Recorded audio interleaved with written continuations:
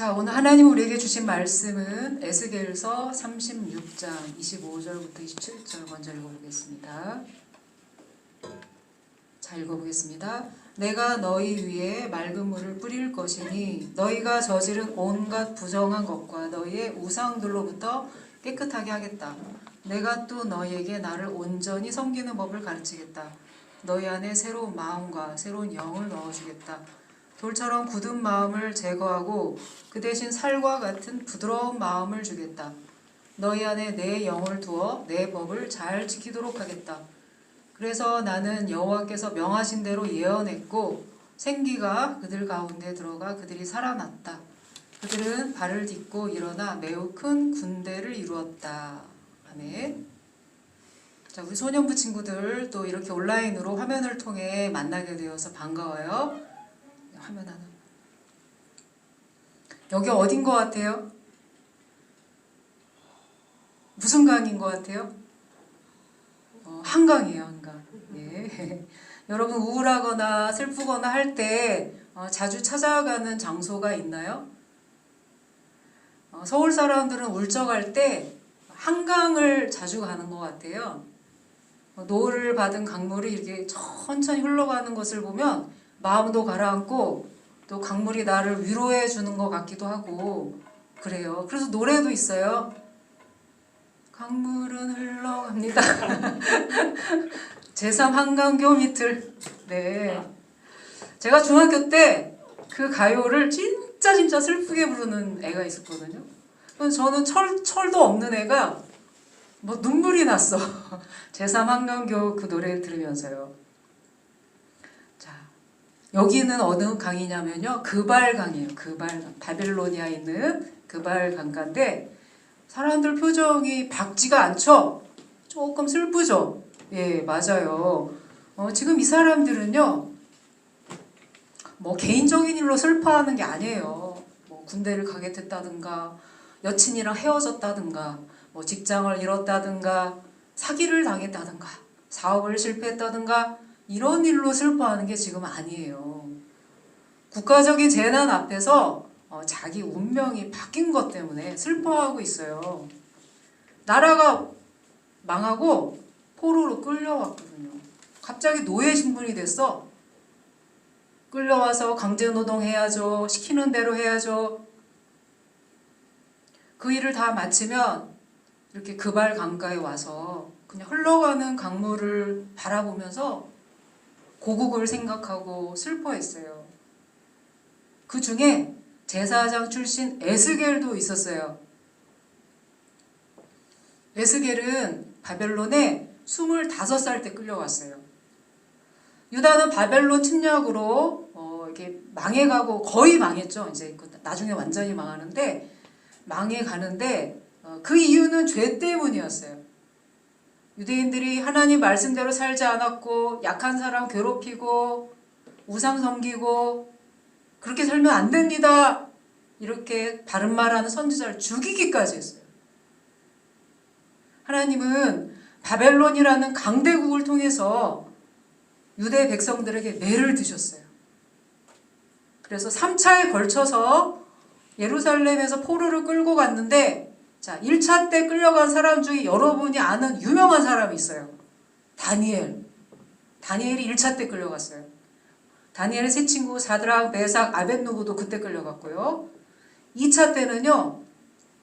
여호야김 왕과 또 많은 백성들이 끌려갔는데 그 중에 에스겔이 있었어요. 주로 지도자급 왕과 귀족, 지식인, 기술자 이런 사람들을 주로 끌고 갔는데 끌려간 사람들은 아까 우리가 봤던 그 그발강 주변에서 정착촌을 이루며 살았어요.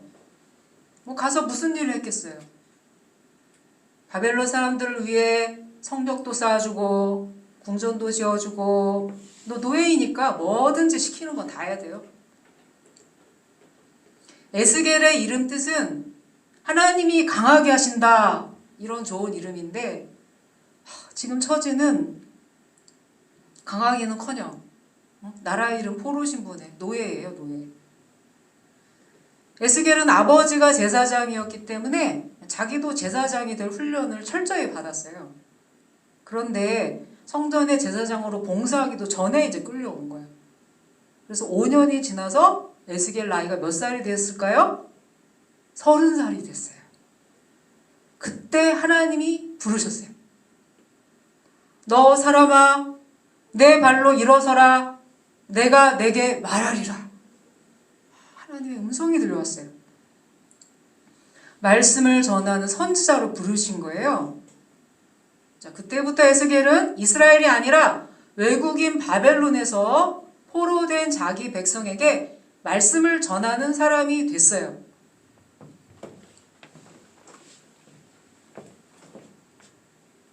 하루는 하나님의 영이 에스겔을 이렇게 머리를 이렇게 딱 이렇게 잡아 올리시더니 어디론가로 데려가셨어요.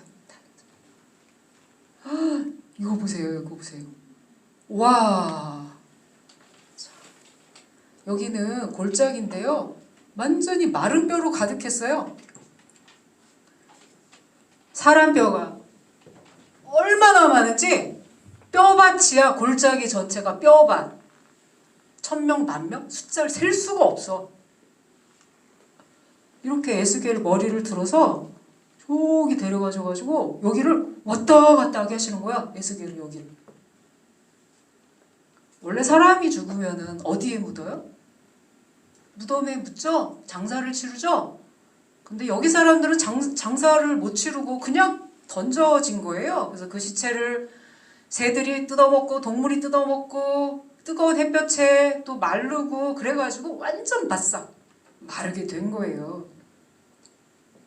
그 뼈 무더기로 에스겔이 이리저리 사방으로 지나가게 하셨어요. 하나님께서. 가끔 산에서 6.25 전사자들, 이렇게 군인들의 그 유해가 발견될 때가 있어요. 그러면은요, 6월 발굴팀이 딱 와서 조심스럽게 뼈를 추려내요. 흙을 이렇게 털 때 부스러 뼈를 이렇게 살살살살 들어, 이렇게 살살살살. 손으로 털면 부서져. 지금 이 뼈들은 얼마나 오래됐는지 손으로 살짝 만져도 그냥 부스러질 정도로 하얗게 돼버렸어요. 그때 하나님의 음성이 들려왔어요. 너 사람아, 이 뼈들이 살 수 있겠느냐? 에스겔은 솔직히 불가능하다고 생각했어요. 말이 안 된다고 생각했죠. 하지만 에스겔은 오직 주님만이 아십니다. 이렇게 대답을 했어요. 그래서 하나님이 에스겔에게 할 일을 알려주셨어요. 아니 이 마른 뼈들에게 세상에 이 마른 뼈들에게 말씀을 전하여요. 말이 돼요? 하지만 에스겔은 순종했어요. 마른 뼈들아, 하나님의 말씀을 들어라. 내가 너희 속에 생기를 불어넣어 너희가 다시 살아나게 하겠다. 그때야 너희가 내가 주인 줄 알게 될 것이다. 하나님이 시키시는 대로 에스겔은 그대로 말씀을 선포했어요. 그러자 두두둑 두두둑 사삭사삭 바스락 바스락 뼈들이 서로 이어 붙는 거야. 머리랑 팔이랑 다시 저기 있던 다리뼈가 여기로 와서 붙고 저기 있던 팔이 여기 와 옮겨 붙고 그 다음에 뼈 위로 힘줄이 뻗치고 살이 오르고 피부가 덮이는 거예요. 머리카락도 생기고요. 하지만 그 속에 생명은 없었어요. 하나님이 다시 에스겔에게 말씀을 전하라고 하셨어요. 생기야, 사방에서 불어와 살아나게 하여라. 그렇죠. 사방에서 바람처럼 쉬쉬쉬 생기가 들어가자 아까 피부가 덮이고 이런 살덩어리처럼 보이던 사람들이 살아난 거야. 살아나서 이렇게 전부 일어서는데 엄청 큰 군대가 됐어요. 하나님이 말씀하셨어요. 다시 에스겔에게. 자, 이 마른 뼈들이 지금 이스라엘 사람들 상태다. 이스라엘 사람들이다. 말씀하셨어요. 지금 이스라엘 사람들은요, 죽은 것 같았어요. 나라 망했죠. 성전 불탔죠. 하나님 말씀도 없죠. 믿음도 없죠. 완전 죽은 것이었어요. 그런데 하나님이 말씀으로 다시 살리시겠대요. 하나님이 사람을 창조하시고 흙으로 먼저 빚으셨잖아요. 그 다음에 맨 마지막에 어떻게 하셨어요? 생기를 불어넣으셨어요. 그러자 생명이 된지라 살아있게 된 거예요. 생명은 하나님만 주실 수 있어요. 아무리 뼈, 살, 근육, 피부, 혈관, 힘줄, 머리카락 다 있어도 생명이 없으면 살아있는 게 아니에요. 자, 그럼 죽은 것 같은 사람을 하나님은 어떻게 살리실까요? 자, 한번 읽어볼까요? 자, 읽어보겠습니다. 시작! 내가 너희 위에 맑은 물을 뿌릴 것이니 너희가 저지른 온갖 부정한 것과 너희의 우상들로부터 깨끗하게 하겠다. 먼저 씻기신대요. 맑은 물을 뿌릴 것이니 하나님은 먼저 우리의 죄를 씻기심으로 살리는 작업을 시작하세요. 자, 지난주에 우리가 설교 들었던 내용 기억할지 모르겠어요. 예수님이 우리를 대신해 뭐가 되셨다고 그랬죠? 유월절 어린 양이 되었다고 말씀드렸죠? 피를 흘리셨는데 주님의 보혈이 먼저 우리의 지울 수 없는 죄를 깨끗하게 씻기세요. 자, 그렇게 씻기신 다음엔 어떻게 하실까요? 예, 읽어볼까요? 시작! 아니, 말씀이요. 너희 안에 새로운 마음과 새로운 영을 넣어주겠다. 돌처럼 굳은 마음을 제거하고 그 대신 살과 같은 부드러운 마음을 주겠다. 자, 여러분, 이거는 수술하겠다는 말씀이에요. 수술하겠다는 말씀. 자, 새로운 영은 성령이세요. 성령이 우리를 찾아오시면 돌처럼 굳은 마음을 이렇게 제거하고 도려내고 종양을 제거하는 수술대처럼 성령께서 하나님을 대적하는 죄된 마음을 이렇게 도려내세요. 수술칼로. 그리고 거기에 부드러운 마음을 주세요. 그럼 어떤 수술칼을 사용하실까요? 어떤 수술칼? 힌트 있는데 말씀의 칼이에요. 말씀의 칼. 바로 말씀의 칼을 사용해서 수술하세요. 자, 요즘 N번방 그래가지고 좀 시끄럽죠? 여러분도 아시죠? 하도 시끄러워서 네. 사람의 얼굴을 공개하고 막 이러잖아요. 근데 막상 죄 지은 사람은 그렇게 죄책감이 없어요. 뭐 용서를 구합니다 이렇게 말은 하지만 실제로는 자기 얼굴 공개되는 거 금지해달라고 가처분 소송 내고 자기가 얼마나 형량을 얼마나 받지 이런 거 계산만 하지 내가 정말 죄를 지었구나 이런 죄책감이 없어요.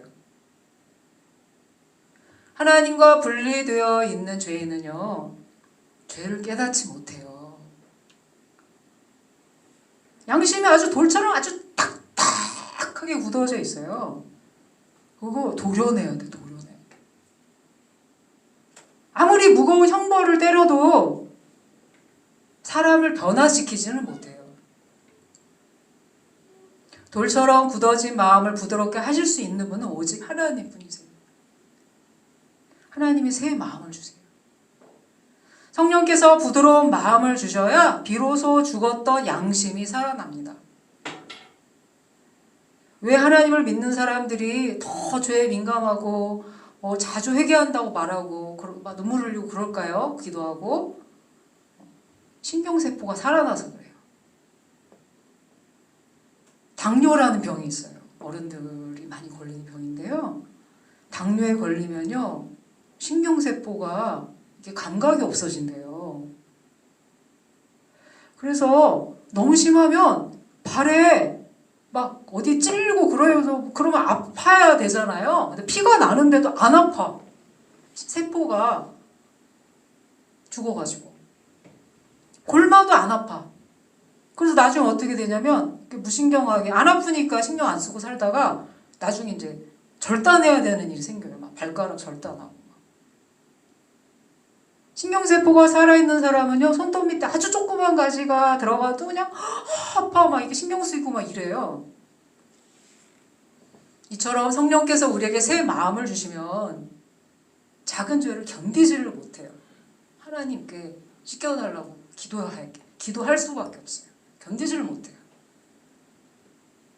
그리고 또 하나는요, 성령께서 새 마음을 주시는데 하나님을 향해 살아있는 마음, 하나님을 사랑하는 마음을 주세요. 부활하신 예수님은 숨어있는 제자들에게 이렇게 나타나셔가지고 숨을 이렇게 내쉬시면서 성령을 받으라 말씀하셨어요. 그리고 막달라 마리아가 빈 무덤 앞에서 이렇게 울고 있을 때, 예수님 시체가 없어졌다고 울고 있을 때 부활하신 예수님이 하신 말씀이 있어요. 내 형제들에게 가서 이르기를, 자, 이거부터 굉장히 중요하기 때문에 저 따라 해야 돼요. 자, 내가 나의 아버지, 곧 너희의 아버지, 나의 하나님, 곧 너희의 하나님께로 올라간다고 말하여라. 와, 지금 정말 중요한 단어가 나왔어요. 내 아버지, 곧 너희의 아버지, 내 하나님, 곧 너희의 하나님. 예수님이 아버지라 부르신 그 하나님이 우리의 아버지시고, 예수님이 하나님이라 부르는 그 하나님이 바로 내 하나님이 되시고, 심지어 히브리어에서는 예수님이 우리의 맏형이 됐대요. 그러니까 우리가 같은 형제가 된 거야. 정말 놀라운 일이죠. 그래서 하나님을 사랑하는 마음이 생겨요. 여러분 다 엄마 아빠 사랑하잖아요? 물론 말 안 듣긴 하죠. 네. 하지만 사랑하는 마음이 없지는 않을 거예요. 그렇죠? 왜냐하면 가족이니까. 하나님이 내 아버지가 되신 거예요. 사랑하는 마음 저절로 생기는 거야. 이전에는 없었어, 그런 게. 근데 생겨. 얼마나 놀라워요. 근데 내가 그거를 위해서 한 거는 1도 없어. 예수님이 다 이루었다고 이렇게 팔을 벌리시고 툭 운명하셨을 때 그 일이 이루어진 거예요. 그래서 우리가 해야 할 한 가지가 있다면 예수님께 감사하는 것이고, 예수님이 새롭게 해주신 관계 있죠. 내 아버지, 내 하나님. 아버지 되시고 나의 하나님 되신 그분께 예배드리고 경배하는 것 뿐이에요. 네. 기도하겠어요. 하나님 감사합니다.